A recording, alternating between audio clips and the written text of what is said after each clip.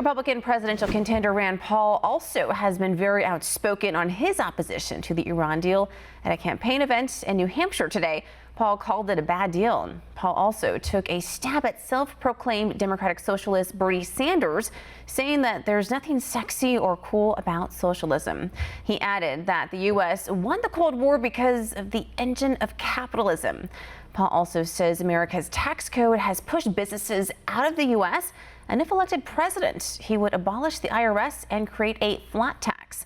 OANN America's D.C. correspondent Matt Schuck caught up with Paul and has this report.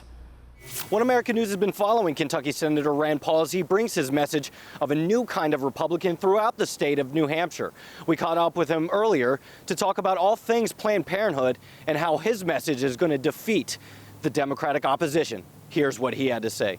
I would say conservatives have a hard time reaching the millennial vote. When you have the left, Bernie Sanders, Hillary Clinton promising free college, free tuition, free health care and everything, how do you break through that? I think the first thing we point out is there is no free lunch. When you think it's free, you just haven't met the person yet who's paying for your stuff.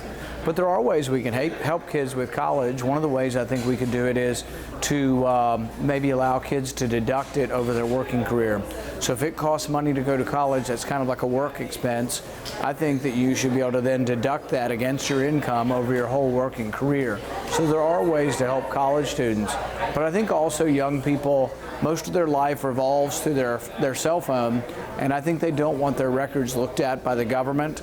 And so I think my defense of their right to privacy is something that's attracting a lot of young people to our campaign. We have, I think, nearly 300 college campuses that are organized, and so we're doing quite well with the youth vote. I've heard some rumblings recently in regards to the Planned Parenthood controversies that the GOP is planning on shutting down the government over Planned Parenthood funding. Is there anything you can tell me about that? I don't think anybody's intention is to close the government, but it is our intention as Republicans and as conservatives and as people who believe in the right to life that we should attach restrictions on how money is spent.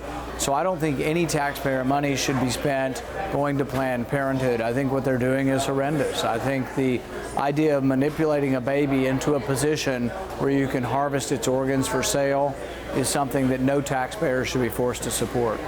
Senator Rand Paul and Governor John Kasich were both making tours throughout the state of New Hampshire at the same time, leaving many to wonder which way this purple state will sway come election time.